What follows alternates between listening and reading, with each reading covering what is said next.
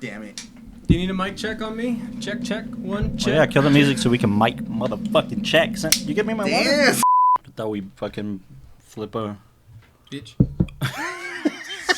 Yeah, so you get every second possible. Are we even playing yet? No. We are rolling, though. Yeah, we are very much rolling. You're missing Rockin'. someone. Austin? Your family. They I'd like to think I'm... Pew, pew, pew, pew. What do they think you do on Fridays? Not this. Not this. They think I'm at a very serious meeting right now with a bunch of executives from some godly company. Is that not the case, pal? With some You know what? godly I don't want to company. do this anymore. Take him out. Yeah, I don't want to do it either. Good night. Connected to a battery when I'm... My notes Castro, go. don't you need a coaster for that water? Yes, now that you said it. In Punch. Punch. I forgot 4. I think it's Dad. No, that's 3. Dad. Yick. Sure. Set. I'm sorry, Farsi teacher. I failed you. Look at us. You The know. intro of the episode. Hey, look at the bird. Cinematographer by name. What boss? Wait. I'm the host with the most packing. Where I'm gonna be smacking. Look at it. In 3, Right on set. 2.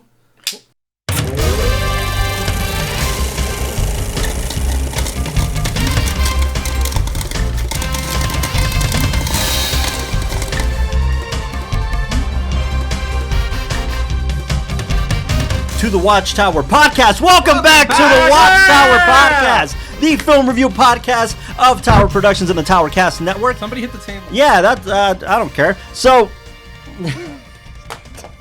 yeah, you see him? He's aggressive. This movie got everybody aggressive, and I Yes. like it. Yes. We are here in the Tower Cast podcast studio, or in the Tower Cast Network studio, rather. Yeah. And we just watched a pretty great film that we're going to talk about. But before we talk about this film, I got to introduce myself. My name is Carlos de la Torre. I am your fellow host for the WatchTower podcast, and I'm joined by pretty amazing I am Michael Dello. hosts. Keep in mind my name for later. Those transitions, man. Easter eggs. And Mr. John Eric Castro. Giving us an acting perspective. No, unlike- Oh. And. An MMA perspective. Oh, that's actually true. He's the I'm master sorry, give me here. a minute. Fighting Ed, if you're out there, he taught me Muay Thai. All right. Who? Fighting Ed. You see how less of masters we are? Mr. Michael Lalao, as per usual, giving us our cinematography perspective. Cinematographer. Say it, bro. And cinnamon. Last but not least, most certainly not least, and let me tell you why. For 2 reasons. All right. Number 1, One. you know what? 3. I'll give a bonus All right, reason. bonus Okay. one. 3 reasons. The That's first supposed to be a reason. fat joke? There's 3 reasons why I got to introduce our last but not least, Mr. Austin Young, who, number 1, is our editor and producer. Number 2, Okay. chose the film that we're reviewing That today. you guys hate. Very true. We did not. And number 3, He's a little snugglebug. provided the edit goes What? well, You're provided a little snugglebug. the I thought it was Snugglebug's a edit Googler. goes great, he's on camera now. So you think. He's on Hopefully. camera So you now. think. Welcome, Mr. Austin Young. Thank you, Mr. Austin Young, for choosing this picture. Yay! Just like you said, I'm the editor. I'm going to edit myself out. We're talking about Gavin O'Connor's 2011 sports drama, Warrior, starring... Who's it starring, Castro? Ethan Hawke. Jesus, man. That was 3 movies ago. Oh, it's starring actually Tom Hardy, Joel Edgerton, and the one and only Nick Nolte. Nick Nolte. Nick Nolte. Is it Nolte. Edgerton or Edgerton? I think it's Edgerton. I think Because it's when I was on the- watching a lot of the behind-the-scenes stuff, they were saying Edgerton. Yeah, I've always heard Edgerton. But, I mean, I guess it's spelled Edgerton. Depends on the person who says it. Depends on the Mexican pronouncing it. But, Wow. But yeah, no, that's a pretty great lineup already, right? That cast. But this film, very interesting one. As you might have previously heard on this podcast, I'm not the biggest fan of sports films. Really? Yeah. You guys, as you, my fellow friends, may know. However, this is not your typical sports. Yeah, when it's a good sports film, and as I've said this before, and it breaks the mold, it kind of breaks the forum. I like it. However, let's call a spade a spade. Before we get into the ratings, I'm gonna say this. I'm gonna prelude this episode with this. Austin thinks we hated the film. You do. Which we don't. It's a terrific film. It's because you wouldn't think that the director talks a lot during the movie. Right? Well, it's a movie I've already seen. To be shut fair. up. Yeah, I wouldn't shut up. But you know what? Okay, let's lay it out right now. We screened the film before we recorded the podcast right here at the Tower office, and it's always great. But this particular film has some very heavy subject matters that make me very uncomfortable because I lived a similar thing in terms of family dynamics. I was an MMA fighter. Yeah, the MMA fighter. I was an MMA fighter. Look at me. Last time you saw his brother Look at was in me. the Of course, I'm an octagon. MMA fighter. No, but just a lot of the heavy kind of family dynamic dad stuff. Absolutely. And it, I cope with uncomfortability with comedy through comedy. I think, and I think that's what did it. However, I had already seen the picture before. Austin had screened it for me the first time I'd ever seen it, and then we saw it again. So I've seen it at least twice before this screening. So, cards out on the table. Let's go into our ratings. Mr. Michael Alaus, start us off. I get to start us off. So my rating is, how do you like me now, huh? How do you like me now? Let's take a note out of our last film. We won't be them. That's true. Go for it. Go ahead, pal. Do you? So I'm the pal with no name. Oh, damn. no. Having trouble finding a rating? 9.4. Whoa, Nah, really? That's a lie. That's a lie. No, dude. I loved it. I Do you was. even know what was going on? Whoa. You watch sports? What the? You thought they were playing I just hopscotch, didn't you? Yeah, dude. No, I was truly impressed. I mean, That's again- high, man. again, I don't Yeah, even think. that's true. I'm like, I don't even think he gave him the mood for love. That No, he gave it a 9.54 4 or 5 or or 5.4. 5.4. to be Yeah. higher than me. Barely. No. I mean, That's impressive, man. that is. I think this is insanely hard to beat for any other sports film. Wow. Wow. Semi-pro? Yeah, more like semi. Get out of here, you know. It paced itself really well. Yeah. I thought it was shot really well. I mean, I can't say they need like major notes on the cinematography other than the fact that they knew what they were trying to capture. More for than sure. trying to capture the sport, they were trying to capture this dynamic, which I think is what we fall in love with like the brothers Yeah. kind of going at each other Yeah. and having their own personal lives and background. It was scored well where it didn't feel cheesy. I mean, I haven't seen another sports film that's had like music implemented in that makes it not look cheesy, but this one really Yeah, the did. music is good. Yeah, it did great. Who did the I score, thought the dialogue was really punchy whenever it came in. So Those were good lines for sure. It was performance-wise, everything. I thought it really hit it out of the park. You know, see, baseball reference, and Oh, that's interesting. yeah, no, I was genuinely impressed. I can see why it is Austin's favorite movie because it just more than I'd say breaking the mold for sports films. Yep. It really does set a precedent for just good storytelling, you know. Yeah. And Nice. So Well, that's that. I'm gonna leave my rating. 9.5. 9.5. 9.5. Very impressive. How about you, Castro? You're on the opposite end of the spectrum in terms of knowledge of sports. And How long was this movie? 2 hours and 10 minutes. Long 220. enough. 220. 220. Wow, I think didn't feel 220. The first hour and 50 minutes, I would have given it like a 9.5 or something. Sheesh. You didn't like the last act? You didn't like the the very ending. Oh, I'm with you. I'm with you about the ending, but Yeah, exactly. Tell me why. Tell me why. Well, first of all, I'll give it an 8.8 right now. I want to hear what you guys say. Okay. 8.8. Fair. I just think it's a beautiful introduction, like Austin was saying. Like, we usually get boxing films, and this is one of the first films that we get MMA. Sure. One of the only ones, I think. No? The only one that I was other thinking can of think was of with is, Kevin Hart. Here Comes the Boom. Yeah, with Kevin James. Oh Kevin my James. God. That's true. I didn't even see that. You know, You've seen that, haven't you? I own it. It's of course You know own what? it. No, it's because I used to have. If Kevin James ever wants to join He us, was in El Paso, wasn't he? Or is he coming? yeah, no, I think he's coming. Oh, yeah, he- I think I've reached out to his agent. So Yeah, we'll see. no. If you ever have him, I think he's great. I Yeah, think he he's is. hilarious. But I think it's funny because one of my friends used to give me like crap because he was like, you know what you look like? You look like you like Paul Blart and watch it frequently.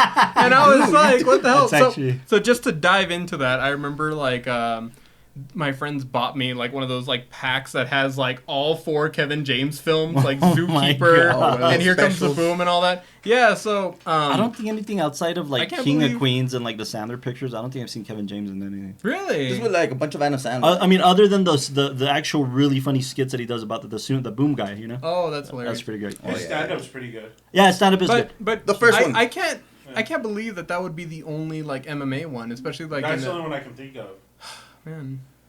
Well, And they didn't drop the ball because one of the things I really critique like these type of films, Mm-hmm. one of them like Creed, is just when it doesn't look real, like the punching. So the choreography The was choreography here was beautiful, really good. beautiful. The only thing is that before anybody else, well, I'll ask right now, but it's an 8.8 right now. 8.8. Yeah.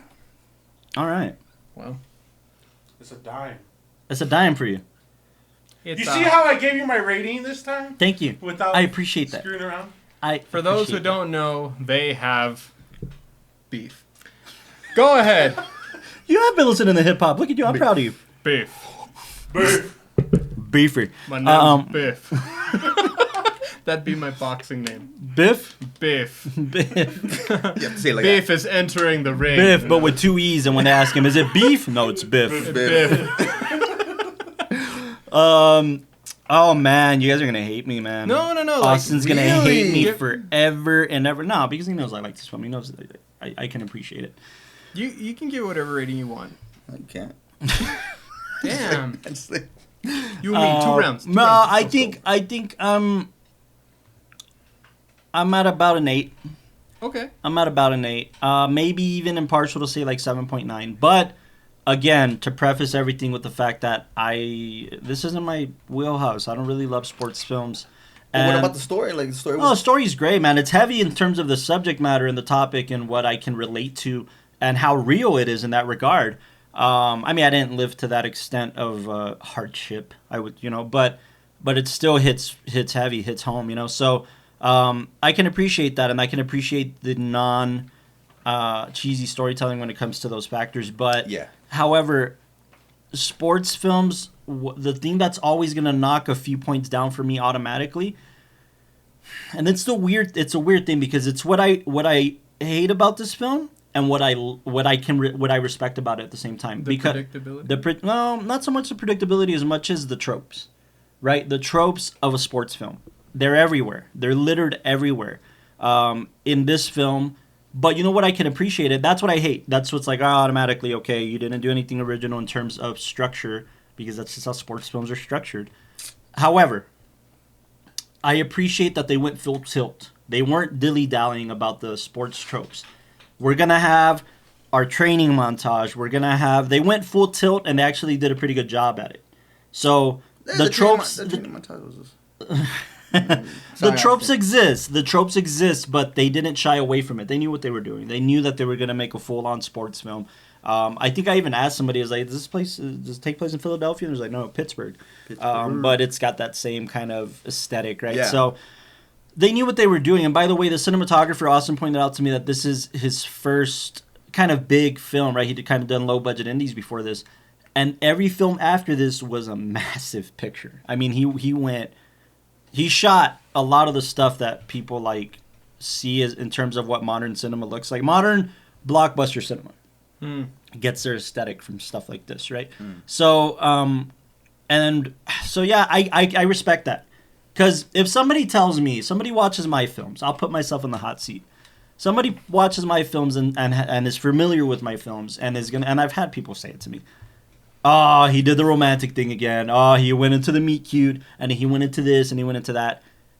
They're not wrong, man. If I'm going to do something, I'm going to do it full tilt, right? So I can appreciate when somebody sticks to their guns and say, no, this has to go in the film.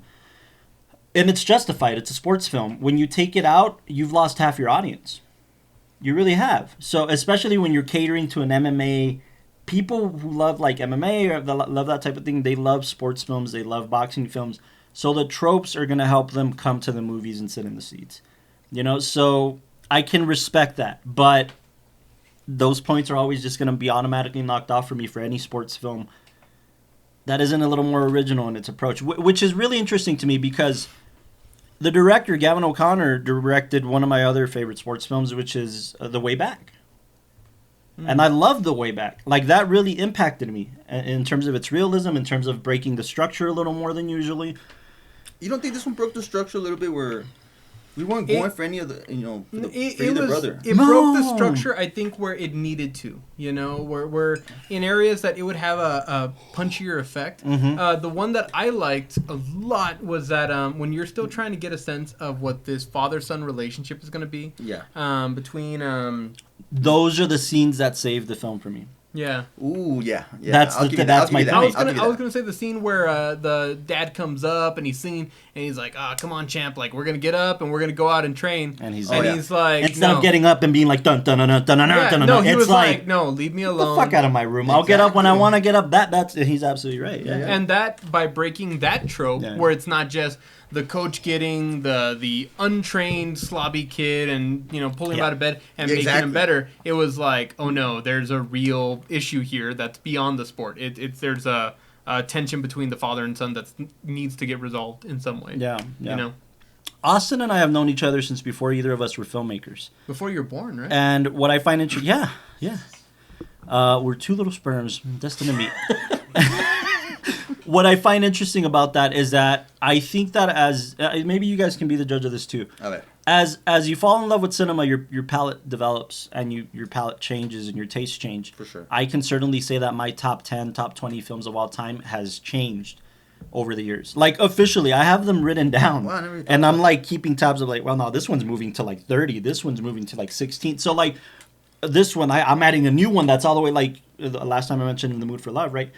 This one's like top 10 or whatever. So like, what I respect about Austin and myself to a certain degree is that our favorite films of all time haven't changed since before we were storytellers. That part hasn't changed. This has been Austin's favorite film since we met. Hold on. Favorite of all time? Favorite of all time. Yeah. This is his favorite of all time It's film. my favorite. Oh, I thought it was like, sports movie or something. No, all time. Favorite all time film. You told us a little bit about why. Yeah, why? That's interesting. But you kind of told us half the story. What hit you about this? I think it was just a sports film that was completely different. And It was the story different. gets me every time, and I'm not gonna lie, I cry at the end of this film every single time. Yeah. I was in the fetal position when we finished it right now. I can And then respect that. was I like, can respect that you love it for its most foundational Yeah. level, not because of the editing this or not because of this. Yeah, it's it because it's of the just a great story. story overall. It connects. Yeah. So let's talk a little bit about this. I think the ending is. I have a couple of gripes with the film. A few things. So let's talk about story. I think you're right. I think in terms of I love when films do that. What you said. I love when films present a certain amount of characters, whether it's more than one, 2+ characters, and you don't know who to root for. Right. I can appreciate that. And then you end up making your own judgments. Yeah, and then what's pretty from great the about get-go, it is you're when it just comes kinda to the last fight, we all started arguing like it was a real MMA fight. No, dude, you got to root for this guy because this guy's doing this, and that. No, you got to root for this guy. So that's pretty amazing when a film makes you do that. That's pretty impressive, It right? actually captured that, that feeling that when you're actually watching pay-per-view, for sure. So the story itself does draw you in that way. Absolutely. What bugs me about the story is these two things. What bugs me is we don't get the closure with the father that I wanted. A smile and a nod is usually enough for me. Usually. And I understand that the story was more about the brothers, and I understand that cementing that relationship is almost kind of healing the father as well. And it's implied that because they're okay, Yeah, I was cool now with they're that. all going to be okay. I wasn't cool with that because the father played such a huge role in, and he admits it and he accepts, and they're falling out, right? Yeah. And he plays a pretty decent role in him trying to redeem himself, but We don't know exactly what happened in the past. No, but he kind of gives up a little there, no? I mean, he kind of walks away from the whole I situation. think it's just a strategy. It's one of those things as a parent, you kind of like, all right, I'm doing this, it's not working. All right, let me try to back off. Yeah. See if he's... Now, that's what bugs me is I didn't get to see a moment where these kids got to reconcile with their dad. Officially, right? I didn't want that. You don't want I didn't want that. To me, I didn't like the ending, the very end where they both walk off with each other. And I understand. You didn't like that? Okay, tell me what the significance of this was. Was it kind of like he's choking him out? Me, I'm thinking like MMA. Because he's finally breaking through. Like, he's finally making him tap out. You know, like, I've been trying to get through to you, man. And that's what it was. I think that's half of it. The other half to me is also like just logistically. I think I think that's a great metaphorical way to see it. Kind of like, I'm going to make you tap out. I'm not going to kick your ass. I'm not going to knock you out. It's an older brother putting you in your place because like a horse, I love like you. A wild like, horse, you know, yeah. But more though, like embracement, right? Like I'm embracing you because I love you, and this is. But logistically, like in a fight, this is the least amount of pain I can cause you. If I keep punching, it's the most disrespectful. Is it? Yeah. Why? I'd rather get knocked out than you making me tap out. Ask anybody out there. That's what I was kind of. And I don't know if you felt like it came across realistic in some of the fights where the other guys are actual, like, you know, MMA fighters and all that kind of stuff. Oh, rest in peace to Rumble Johnson, my bad. Oh, yeah. Yeah. But, like, with that guy, Cobra, right? Koba. And Koba. No, was it Koba or Koba? It was Koba. Okay, Koba. It was played by Kurt Angle, who was in WWE. He was a gold medalist. He broke his neck in the Olympics. He did. He broke his neck in the Olympics. What it was. Yeah. He's very famous, very popular. Well, I just felt like with him, you really saw him kind of like giving this hard performance. Like there really is nothing that's going to knock him down. So to see him kind of tap, I mean, was a big deal. To me, I mean, it's that battle of like, is it a big deal because it shows this resilience that the brother has, or is it there because it's convenient for the plot? I wanted to talk about that. What I noticed about that is, well, two things. One, I think what justifies that a little bit, that choice in the storytelling, is that, I don't know if just for licensing purposes or what, Austin, maybe you can enlighten me. There's nothing UFC in this. No branding, no characters, no Joe Rogan, no nobody. You would think, right? But whether it was a legal thing or whether it was that they didn't want to be involved or whether it was conscious, I think what justifies that is that this is maybe that minor tier. It's not a major UFC championship. So, like, getting a guy out in this league is still pretty, like... And they have been training their whole lives, if you think about it. So, I think that's still pretty justifiable, right? The other thing I was going to say is that the difference between the brothers, the reason why the older brother ultimately wins, quote-unquote, is because of his resilience versus power. Versus resilience. Resilience is kind of always going to win, right? That's what I wanted to hear. It's a stamina thing versus a power thing, right? Like the big bully is going to get tired at the end, but the guy that knows how to take a punch is going to end up winning, right?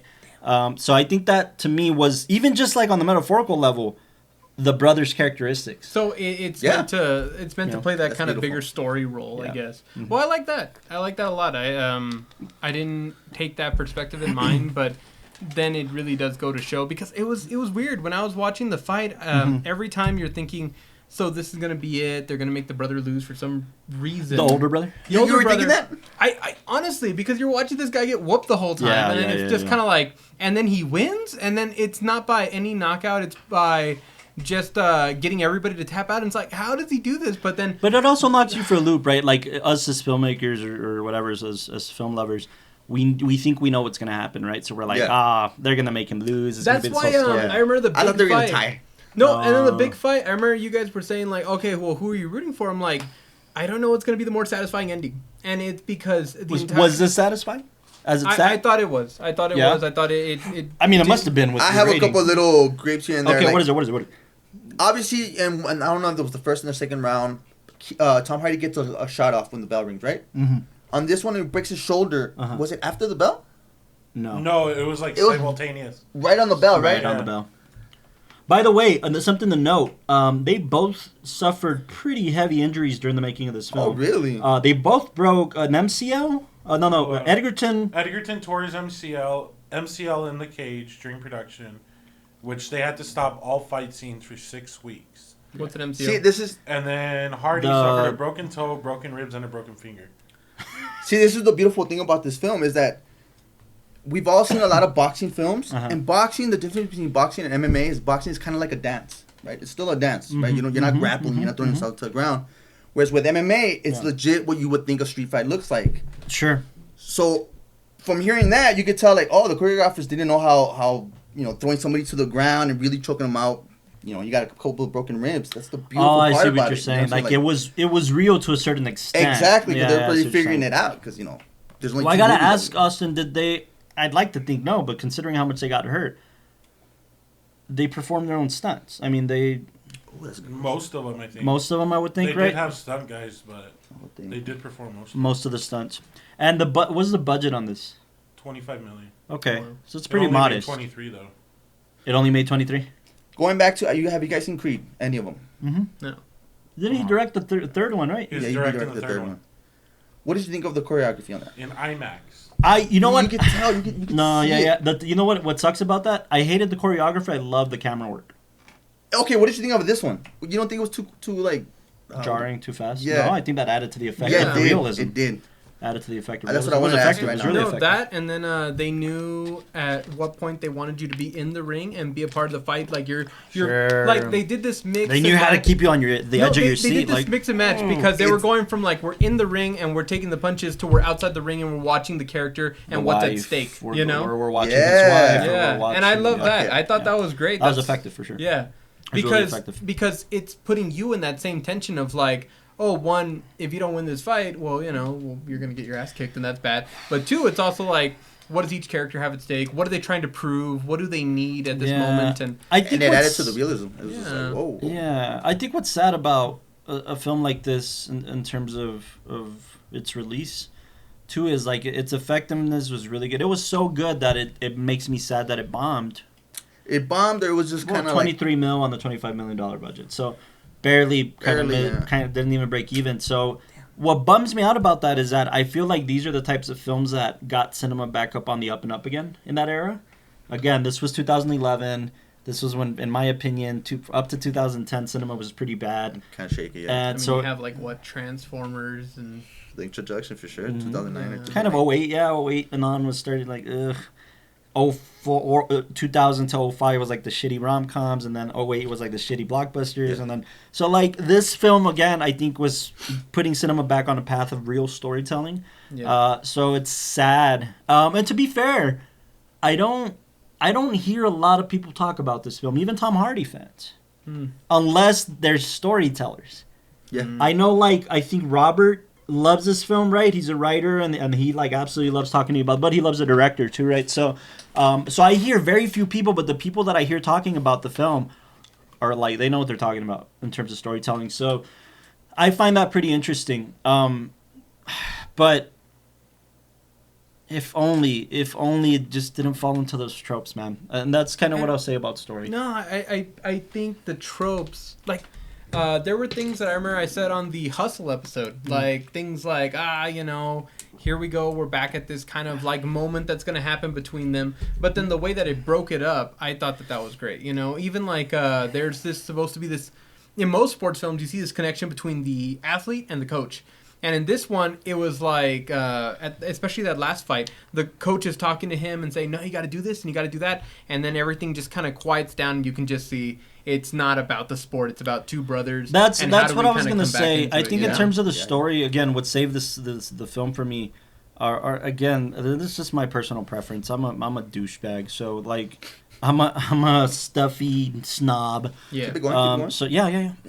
I'm self-aware, just like this film. So I understand, right? But at the same time, what saved the film for me were these intimate, and I don't think it's just because I could relate to them. I think they were just good. Yeah. I think they were just good film moments, good cinematic moments of Nick Nolte. Austin told me, that Nick Nolte got an Oscar nomination for this role. Rightfully so. Yeah, he was the best, in my opinion. If you ask me about the acting, he took it, and he wasn't even the main star. He was in the film maybe half an hour in terms of real talking time. Like you said, he's the one that saved. He's the one that, oh my god, he had those deep. Yeah, his performance was absolutely terrific, and I think. Just in terms of imagine being in his spot, right? As a father, you have two kids that whatever your alcoholism, Yeah. Broke it up. He just also, they do a lot to kind of like give you enough information so you understand the tension. Yeah, it's between not everybody, over expositioning. But it's not over expositioning, and I think a lot of films, especially I think you see like sports films and all that, and again I'll go back to, we talked about Hustle, where they had that moment where they're both in the car and he's like, remember I was drunk and then I saved your life. And then this whole thing happened, and at that point it's like you're overdoing it, but because you need something that's going to help move the plot forward. Here it was like anytime there was going to be these plot building moments, you also got to see a lot of the characters and them reacting, like the two brothers meeting up. What do you think of that scene on the beach? I felt like it was like it felt short. What it was? Exactly. Little, right? I felt something was gonna. But you know what? He just kind of walked away. I wasn't expecting them to get in the fight or anything. No. I expected them to. But like something to be revealed or something. Yeah. Well, yeah. Like I expected. No, but you know what? Maybe it's a good thing. I expected for that scene to tip the scales. Something. Who am I going to root for? Because one of you is going to give up some piece of information that's going to turn. It did it. It kind of, Okay. I think he picked living with his dad, and he picked living with his mom. I mean, I get it. They did, but the question I kept asking myself, because I've gone through that. Like for him, he just left. For him, was like, yo. But like how Tom Hardy character tells him, he's like, you ruined the plan. You were supposed to come with us. Oh, that's very revealing. For sure. Damn, for sure. that's a heavy one. I like the parallels of seeing them kind of both butting heads with each other. And then you see them in the Octagon, and I don't know, it felt very similar, and I like that. I like the dynamic of like the brothers trying to be the calm, collective one who's just trying to reason it out, and then the other brother just wants to punch him in. You know what? I'll tell you That's why I didn't like the ending. My bad. No, you're good. It's just not. It's not real. But I know your brothers. No, but it was supposed to. You expected them to just It's 50-50. I think what this did is that scene, the one that you have the most issues with, that's when the film's trying to break away the sport and trying to bring it back to the characters. And I thought that's otherwise what's the whole point? Yeah, right? Because then if it's just winning a game, then you would have saw one guy cheer, then the wife's like, hey, we won money, and then that's it. Yeah. But no, this was like, forget the money, forget everything else, even forget the coach, that whole scene. And by the way, those final moments of him in the ring after he broke the shoulder, after he heard the crack, he was like, I don't want to do this shit. Like, that struggle, that internal struggle, too, was very revealing of like, fuck, he's my brother, man. I can't go for sure. Like, I just guess I'm looking at it from a sports perspective that I feel like it was kind of a draw. Okay. You know what I mean? Like 2 rounds. Yeah, like obviously that guy's out. This guy's just choking him out, kind of. But they're both carrying him out, so it's kind of like. No. But pay attention to this. You're right. I want somebody to win. You're right. And the brother didn't feel like he won. However, no, I know, and this is gonna sound cheesy. But I know the story had to be, and I get it. This is gonna be cheesy as hell, but you're right in terms of the logistics, sports stuff. But number one, they both won. Exactly. In terms of the personal. I don't like that. In their personal lives, which weighs more for them, right? Ultimately. For sure. Like, for but that's a happy ending. I like happy endings. How would you have won at a 10? I think if one of them losing it all. He did, though. Hardy's character lost. Yeah, I would have, like, him being by himself alone, like, damn, like, all right. But his brother carrying him out was kind of like, like, all the movie he was alone. And, yeah, I know this guy just cracked him, but it was kind of like, I don't know, like, you're a lone warrior, like, damn. You would have wanted him to win? No, or lost. Like, but, like, leave him. I know it's the brother, I gotta carry you, and we gotta walk out, and everybody's like, it's a beautiful story. Also, don't you feel like it's a transition from Hardy's character saying that, like, his brotherhood was with the core? Which is why we have that shot of him in the ring, and we kind of, like, show him staring over at the other Marines. And it's kind of like that transitional piece, like, his going from separating himself again from that. Like, transferring back to his own brother, right? But you know what? What's more is they both kind of fused into themselves. Exactly. And let me tell you why. Because Hardy's character stayed in the ring and hugged his brother and, like, did something you wouldn't have never expected him to do. Edgerton's character walked out. Edgerton's character walked out of the cage before it was time to. That's something his character wouldn't have ever done. Okay. So they both did the opposite. They both fused into themselves. So I think that was pretty, like, character trait. That's a pretty huge character trait. No, I know. It's just, I guess, I would have liked the darker. That's fair. The darker ending. Again, there's sports films that you see where it matches up, where there's this big game at the end, somebody's got to win, somebody has something to lose, and then it like once they win the sport, really the whole kind of accomplishment. But that's when somebody is a true villainy. Like that's right. That's when somebody's like a fuck him. I wouldn't have wanted him to lose. For sure. Like you want to see somebody win in that situation, right? In this case, I'm putting the story and the sport into it, and I don't know if they both love the sport. It was just to get money, but somebody that fights MMA is to win, even if it's your brother. It's just kind of like a pride thing. I don't know if I'm doing that. You know what bugged me? But here's what bugged me. What bugged me is when they're the nod was it was fine. I just wish I would have had more of it. I would have had more of that moment. What bugged me was stupid shit like when a character is out of place for weird reasons. For instance, when they did the whole news bit about him going AWOL and at the end of this match he's going to get arrested and they're going to take him back. It bugged me because in that they interviewed the wife of his best friend, of the soldier that died. Mm-hmm. Yeah. And they explained the situation, right? Or she explains the situation. What bugged me about that scene is I think they did something that was totally opposite of what Tom's character would do. They revealed that he was going to give all of the money to her. Why would he say that? He would just do it. If he won, he was just going to do it. He wasn't going to tell the news, I'm going to give her the $5 million. Like, I think they said that she revealed that or something like that. Why would she reveal it? You know what I'm saying? Like, I didn't get that from her character. I thought she was pretty genuine and she'd kind of just... But it did bug me that she was doing a news piece. It did bug me that she was revealing something. You know what I'm saying? Like... You just hate El Paso. Yeah, I do. No. No, I get that. Like it just like... But that's kind of also promotion for the fight, so they have to go into like the family and get more... Well, it makes sense. I thought it made sense for like maybe the Marine who says... Hey, he saved my life and all that kind of stuff. Like, okay, yeah, no, you're right. In that regard, it's like but for the lady basically calling out, like, hey, if this guy wins, I basically win the lottery. Oh, okay, there we go. That's a kind of that bugged me. Yeah, that really bugged me because I feel like how is it possible that, and I'm not dogging it this bad, I'm just being facetious, but how is it possible that a film like Fast 5 did that better? In the sense that he wasn't going to give the money to that dude's wife. He just left it there. Oh, yeah. You know what I'm saying? In that regard. Don't walk away, Austin. I'm making a point. No, like, instead of, like, him saying, like, yo, Dom, I'm going to give this fucking money to Nico's dad or whatever, he just left half his money there. So, like, I would have expected that from Tom's character. To just...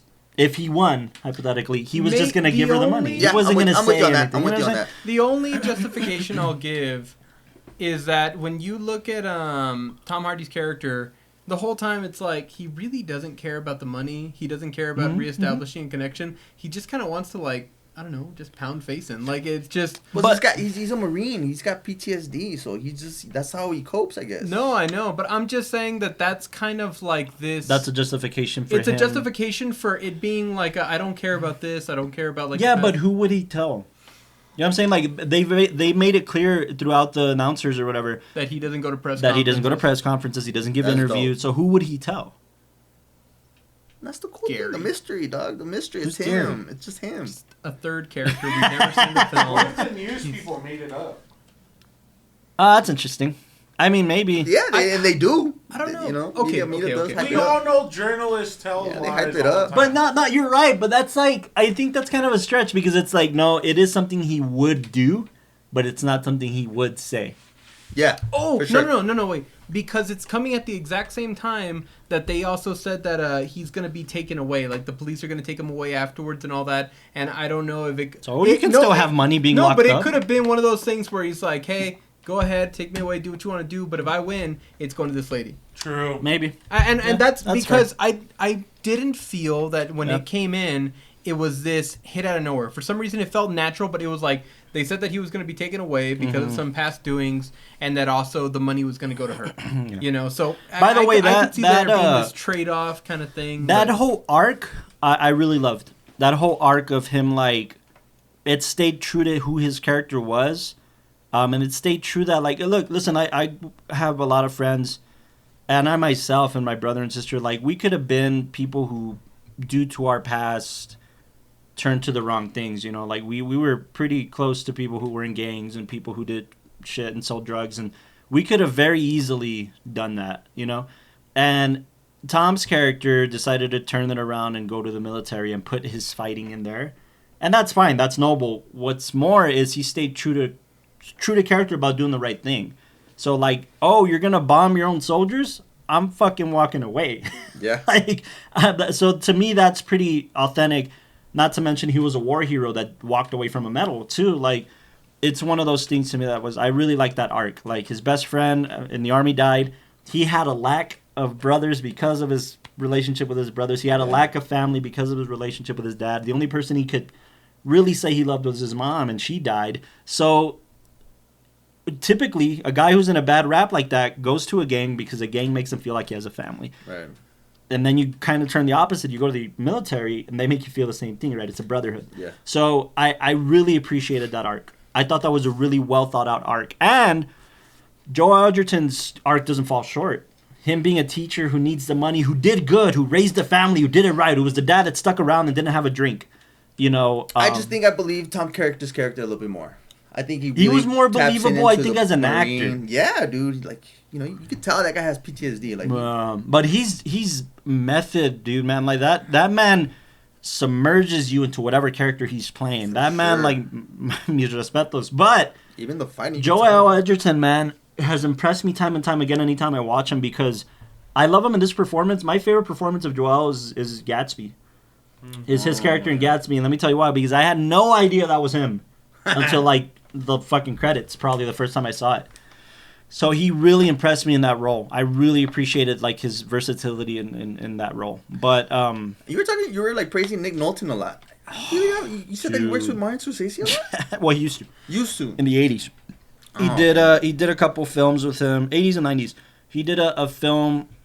A part of this anthology called New York Stories, which was directed by three guys. This is Martin Scorsese, Francis Ford Coppola, and Woody Allen. It's an anthology series about New York. Yeah. Well, Scorsese's story focuses on a painter who kind of is a womanizer, takes advantage of girls, uses them as his muse, and then kind of tosses them to the side.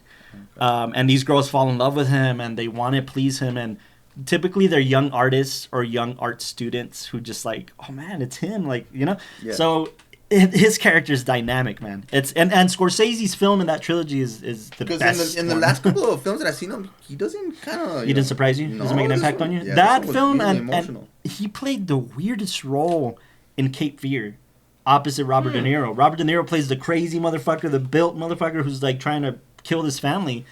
And Nick Nolte plays like the suburban dad. Oh, really? Yeah, the suburban dad who's just like wears glasses and is like, how's the house? You know, so like protecting Juliette Lewis, who's like his daughter in the film, and like. I just never seen a role that I liked from him, and this one was definitely. Really? Yeah. I'm trying to think like which one he's good out. Man. I was going to really ask. Good. We used to ask.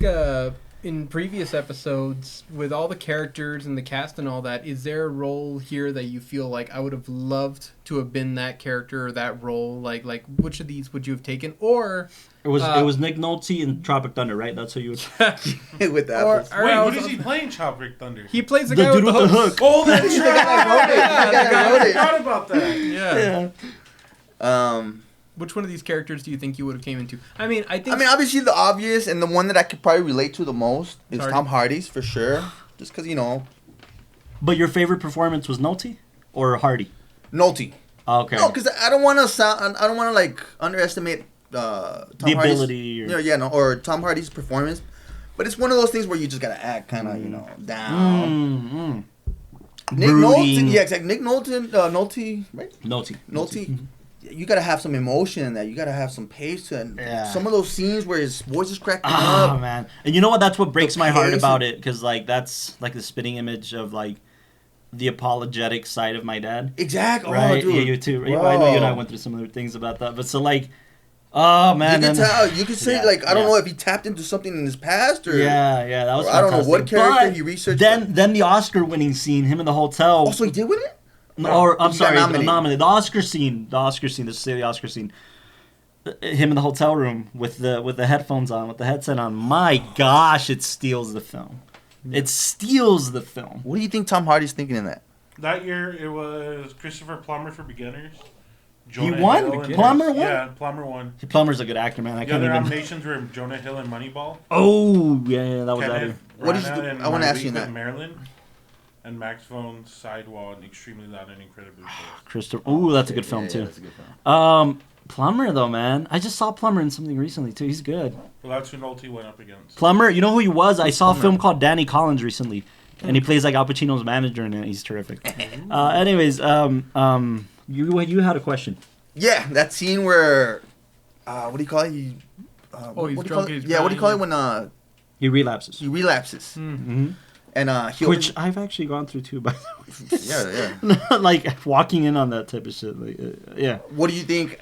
Kind of being in that same situation, what do you think is going through his head? Do you think he feels bad now, or he just kind of like, okay, I finally cracked up, and he finally, you know what? It's to the point where like, there's a very interesting I hurt you moment. as much as you hurt me now. Like, all right, I got even. That's exactly all I wanted. Like, I got it out. I got it out of my system. Now, you know what I like about that scene? When he's in the doorway and he's witnessing this, you half expect him to just close the door, right, and just walk away. And he's about to do that. He does this minor shift with his body. He does. He does this I gotta see that. Like he's just like fuck him. Like, look at what he's turning himself into. It's his fault. He's back to being himself. Whatever. Fuck it. And he kind of like, you see him like almost like turning around, like, but he's about to do this, and then he shifts his shoulders forward, like, all right. And then you and isn't that I'm reaching, but isn't that a boxing thing too? What? Like when you're doing this, you're walking away, you're running away from the situation, you're blocking yourself. When you're doing this, you're just gonna full tilt into like, you know what, let's just deal with this. Oh yeah, for sure. You know, but. And then you also notice that he's listening to Moby Dick. Yeah. Why? The whole film. Yeah. He's like, it's something he does. Like, it's something he like. It's a pastime for him. Or is it kind of like Beethoven? Kind of like Beethoven for the other guy. Yeah, it's just a pastime. Like, he enjoys the stories. But you know what I thought? And I love that it flipped it on me. I love that it flipped it on me. I thought when he's like, "Move the boat, you bastards!" He was reverting to his army days. So he was a vet. So I was like, "Oh shit!" He's just like, you know. And then it flipped it, and it was like, "Oh no, he's talking to Ahab. It's Moby Dick. Holy shit, this is good." But still kind of maybe. Yeah, so exactly. According to the director, they chose Moby Dick because for Tommy, the old man is the white male. That's good. Oh damn, that's deep. That's good. That line, by the way, I kept asking, like, do you guys think this was scripted? Oh, yeah. And the law made very good sense of it. Like, yeah, it had to have been scripted. It's too good. Like, it's too connected to the story. Oh, yeah. We're lost. We're lost. Yeah, we're lost, Tommy. Such a good line. Such a good moment. Really dissect that, you're like, oh, shit. Yeah, we're lost, Tommy. Such a good moment. For sure. I think my rating went up. It's... Cinematography. I've talked about it with previous sports films, but the challenge always is, how do you show something that's been shown a million times already, televised and everything like that, but give it a different angle? The cinematographer definitely chose to make things very personal and less wide, and I appreciated every bit of that, because in most sports films you go wide because you're trying to show the scope of the action, the scope of the arena, the scope of the octagon, and all that. And this one, it wasn't about the sport. It was about the characters. It was about the people that were there. It was like the claustrophobia. Yeah, it was like if he's going up against this guy, which in the sport that's what it is. It's not like you're going up against all these people. You're just it's one-on-one. It's these two people, and I loved it. Every time you would see any type of fight scene that would go on, you could easily tell who was who, what's going on, who was there. And who's in the battle, you know? Yeah. And I love that. I mean, and oh man, I love that you captured that. It even has this kind of parallel with, I think you look at like the Marine scenes or when they're looking at the footage, and more than just it being a war that's going on, you're with your brothers. You're there, and you're kind of going in that. And I mean, that kind of shows why Tommy was so connected to the Marines more than he was his own family, because out there, that is your brothers. That's the people that you're right next to, you know? So that's what I loved, how personal it made everything, you know? I loved that the cinematography, of course, it gave it that little documentary authenticating style by being very flowy, but it definitely knew what the subject was and where it wanted to cover. The colors were interesting. I remember you brought up them being very noir-y. Yeah, in certain moments. I think that was, again, just a victim of its era. They use that a lot. That's what I was thinking. Yeah, because you're saying, I was like, it's probably just... It's trying to be cheeky a little, I think. The best thing I can say is that with these harsh shadows, usually whenever I see them done well in films, those kind of harsh shadows show this duality of a character. It's like there's one side that's showing and there's another side that's not. Yeah, but it wasn't like a Rembrandt or anything. What I think was the only thing that justified it in that moment where I pointed it out to me was, which I'm totally fine with if that was the intention, was that when we see this noir shadowy figure in the car staring at what's Edgerton's character's name? Brendan. Staring at Brendan. He said he's kind of doing that. The only thing I could justify it is because of how estranged they are. Yeah. Oh, it's a stranger. Yeah, exactly. A stranger looking at Brendan. Well, also, it's kind of like a shadow from the past, right? Like, it's something that's there, but you don't really connect with it. And then, he's still kind of distant. He's not lit up by the house and everything. He's still kind of in the dark. Mm-hmm. And even though they're right in front of each other talking, he's still in the dark to him and still in the dark to his family. And even when he goes inside and says, like, oh, who's that? And it's like, oh, just a nice man. Just a nice old man. Yeah, and it's that whole thing. You're still stuck away from all that. That must have hurt him. Just a nice old man. And he didn't hear it, right? But he did... I bet you. Well, you never know. I don't know. I thought it was done really well. It was effective. Yeah, because it's not like it's not that I saw any type of techniques that I thought, okay, you don't normally see that anywhere, but it was done here. I mean, you see the type of camera movements and the type of shot compositions a lot in cinema, but it was done effectively. It knew what it wanted to do, and the whole time I'm drawn in and it knew how to maintain its style. For sure. Yeah, definitely. It's stylistically in terms of, I think, if I'm not mistaken, this film set a precedent for how sports films were shot moving forward. Yeah. If you think about it, Hustle looks identical to this. Yeah. So I think this probably set a precedent. Identical because it took the good elements from this and implemented it. And pushed the medium forward. Yeah. It pushed how to shoot sports films forward. It did other things, POVs, things that the fact really that you can do this with other films, and I think that's what it was really trying to push into, because I think in MMA it goes back to that whole it's you against them and that's it. It's just once you're in the cage, you don't even hear anybody. It's just you two there. Yeah. And in other sports films where there's like a team involved and you might have characters and they're going through their own personal battle, that's where it becomes a challenge. But I mean, we saw that, in Hustle, that it is possible to implement this in other films and do it effectively and creatively to, really push forward the character story more than the sport. Is even Hustle, Hustle proved that, which I thought was pretty interesting, that you bring it up. Basketball, by all definition, by all intents and purposes, is a sports film. As a sport, it's a team. Team sport. It's a team sport for sure. But Hustle was not about a team. Yeah, and that's what I liked about it. Yeah, it was a single story about whether the basketball player. One show. Yeah, so I guess also what's neat about this is the dynamics that were going on with the family. You couldn't imagine these characters being in any other sport and it coming across as effectively as MMA. There's an interesting kind of metaphorical twist at play with the sport really connecting their relationship with each other, and then going back to what you were saying about like strength versus stamina. Yeah. You know what I think the underlying thing. This kind of be. I know we're getting ready to wrap up, so this will be my last thought. Yeah, one. I think what's interesting about this film is that in its most foundational level, it's kind of the dream in terms of a storyteller who wants to make a good picture. When you're talking about pitching, because we know we're going through it right now, this is just a damn good idea. Yeah. Hey, two guys who... You know what I would have appreciated more, I think, maybe?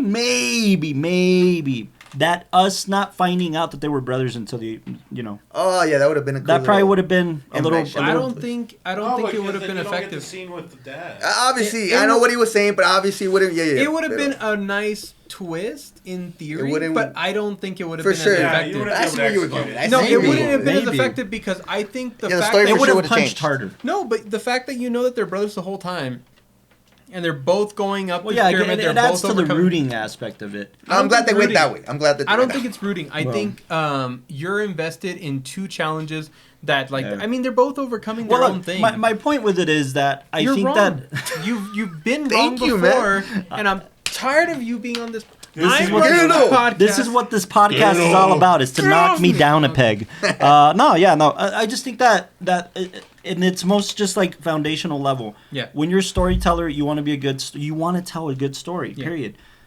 In its execution, that's what we discussed on this podcast, right? Was the execution proper? And it was.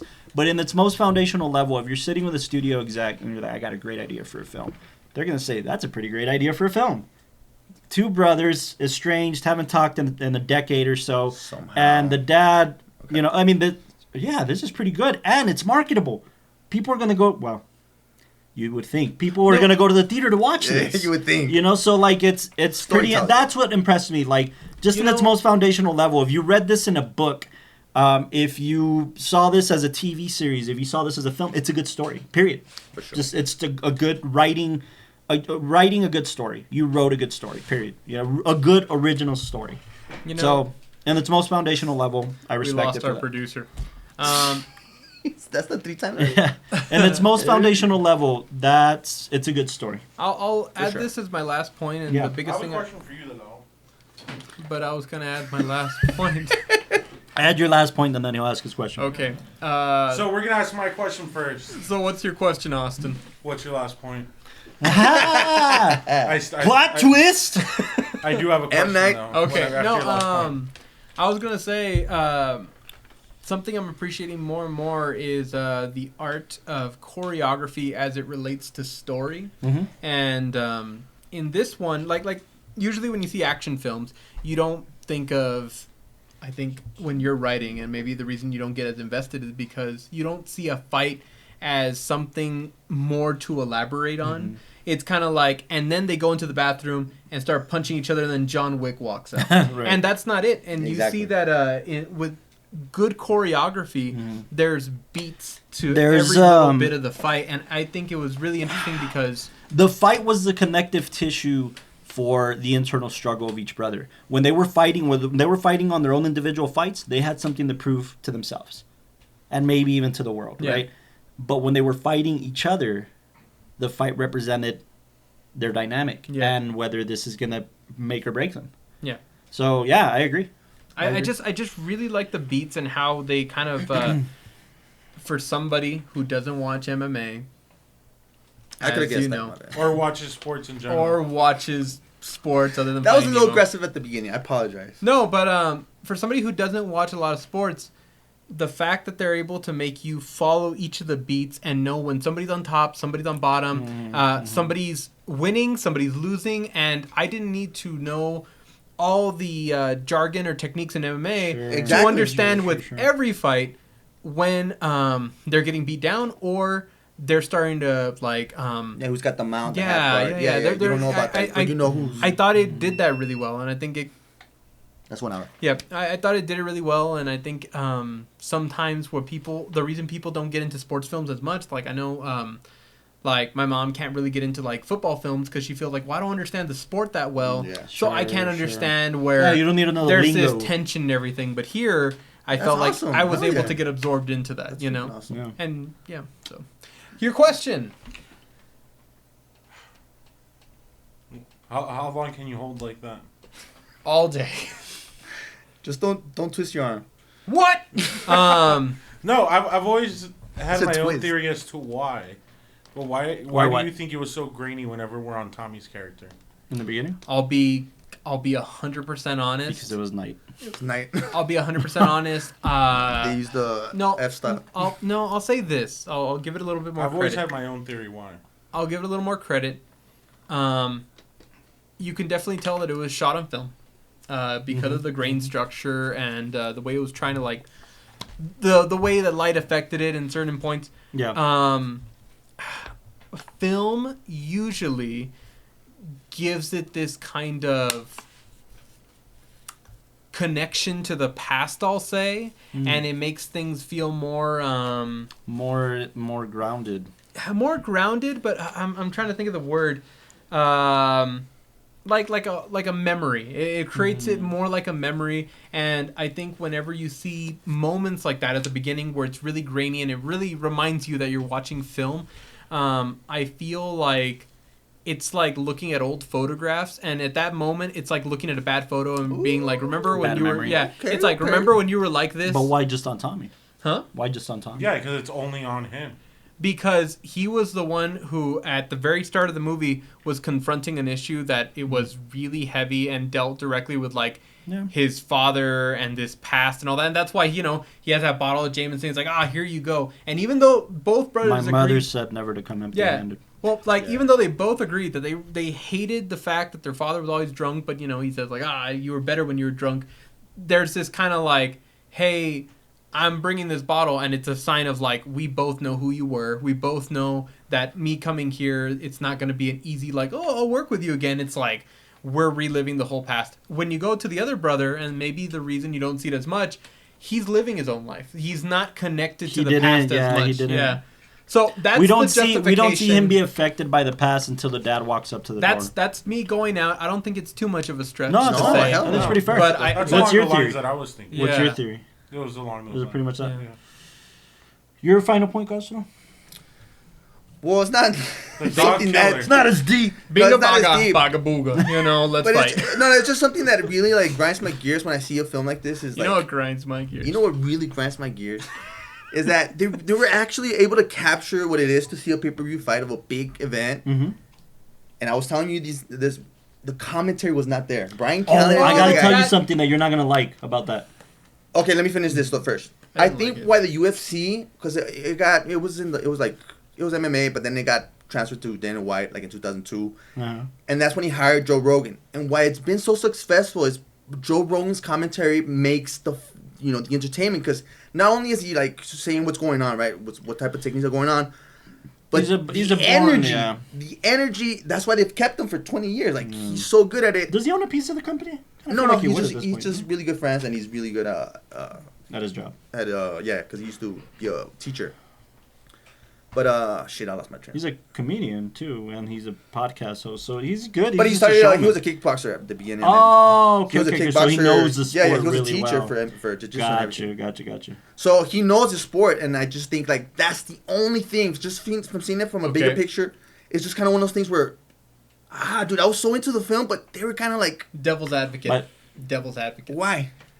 If it was more technical, much for the reason not even technical. No, but that's okay. Well, when we're watching games or NFL or anything, the commentary makes it. Touchdown, interception. I'll say this real quick. If it gave you more of that energy, more of that action, more of like, did you see that hit? Then it would be like, it's about the game. But this film, especially the way it ended, it's not about the game. It's about the brothers. This is why we do this. About the connection. Also, like, what's his name? The actor? Dick. The podcast guy? Brian Callen. Brian Callen. So also Brian Callen, like, ends up rooting against these dudes for the most part. And so I think that's a pretty good arc too. By the way, his character, guess who it was based on? Who? Helen Keller. Joe Rogan. There's no way. I was about to tell you. It's officially. I was about to tell you guys. There's no way, because that's the first thing you would think, right? He's gonna go to his close friends because they're close friends. No, he's based on him, literally. Not even he's close. Based on Brian Callen. What the hell, dude? Well, I don't know if the director could have told him don't be Joe Rogan, but no, but it was kind of like inspired or based on it. And you think because Gavin O'Connor's bald is supposed to be Dana White? I mean, it went through everybody's. He was kind of the dude, right? The head honcho of the company. Eric, final thoughts. Fun fact about Eric, because he's not on camera, he really likes sports. No. He really likes sports. Warrior, have you seen it? I have seen it with you guys. Thoughts? You guys want my rating? Yeah, give us your final rating. Can you hear him, Austin? Yeah. You want to hold this closer to you? It's just better. Oh my god. From what I remember, it was a pretty good story. I would give it an 8 out of 10. Nice. It's a decent sports drama, but it was more than just sports for my taste. That's why I liked it. Bingo. So beautiful. Those are my thoughts. Fair. So with Eric giving it an 8, in reality that's like a 12. I don't know what kind of math you're doing, kiddo, but keep on. All right, final ratings. Do you want to just go that way again? Sure. All right, Castro, final rating. Castro, final ratings. It was an 8.8. Castro, final ratings. So I think it went up from an 8.8 to. It went to a 2? To a solid 9. To a solid 9. Solid 9. Yeah, because you guys gave me some good little metaphors in there, so that's good. All right. How about you, Double Gangster? I'm sticking with my earlier rating. Wow. It's gonna 9.5. 9.4. 9.4. Yeah. Because I don't know. It's great for all the reasons that I thought it was great. I don't know if anything added on to it from our No muss, talk. no fuss. Yeah, no, it was great. Great. Love it. It was a dime. It's still a dime. Still dime. Still a dime. Can't buy much with it, but it's a dime. I'll throw it up to an 8.3. That's... Hey, Eric, can I get a gasp? Yeah, I throw it up to an 8.3. I'm impartial to maybe even tow it further into an 8.5. He said it 8.7. 8.7. You can't even do math. 8.3 plus 5 is 8. He said it 9.0. Thank you for watching the WatchTower podcast. You can catch us on all podcasting platforms. You're there, man. You're there. Yeah, you're there. Oh, okay. Can you watch this on DVD? You can watch this on DVD. You can watch this on 8-track. You can even watch this on Laserdisc. But mainly, watch this on YouTube. It'll be live when we say it's live. Yeah, just keep an eye out on our Facebook and Instagram for the podcast announcements when we're going to be at Aaron and George's Film Cafe. Just keep an eye out. We put all the info on there, awesome place. Flyers and times and what film we're reviewing. You know what? I knew what I wanted to do. I wanted to bring it back to Wes. The next one's going to be... what's the name? Oh, dear God. We're at 10 bucks. The Life Aquatic with Steve I Zissou. love cartoons. You know, I think I'm going to be sick that day.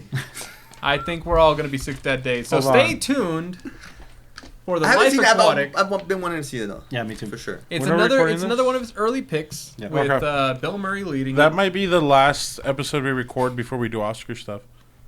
Thank you for watching. Thank you for watching the WatchTower podcast. You can catch us. You can catch us. Catch us on all major podcasting platforms and watch us on YouTube today. But everybody Absolutely. knows that, right? You should know that. Yeah, no, honestly, if you guys can help us out, share the podcast, share our website, towerproud.com. We update it with all the most recent episodes of the podcast. And just stay tuned on all of social media because I promise you, we're going to have some pretty cool updates of the year. We're going to do some Oscar stuff for Oscar season. Oh, that's true. We're going to do some crazy stuff. I'm in on. And the Film Cafe stuff, the live Film Cafe stuff. I still want to do an episode. I've said this behind the camera off the air. Naked, very naked. So Very naked that it makes you uncomfortable. How do you get extra naked? Oh, I'll show you how, pal. No, but I really want to do an episode, or at least talk about it in an episode about the Sight and Sound poll that just came out. Because it's super crucial to cinema and cinematic history. It comes out every 10 years. Tells you the best 100 films based on film critics and film directors that they voted for the top 100 films of all time. And they do this once every 10 years. So I really want to talk about that at some point. We might turn it into a full episode, so we'll see. But stay tuned, as Alal said, on our podcasting platforms. And you want to close us out, pal? We love you. We miss you. Dog killers out there. And good night, everybody. Or good morning. Thank you for watching the WatchTower. He tried, you guys. He tried. Goodbye. What about good afternoon? Toodaloo. Bye-bye. From you know. Woo! Oh, good.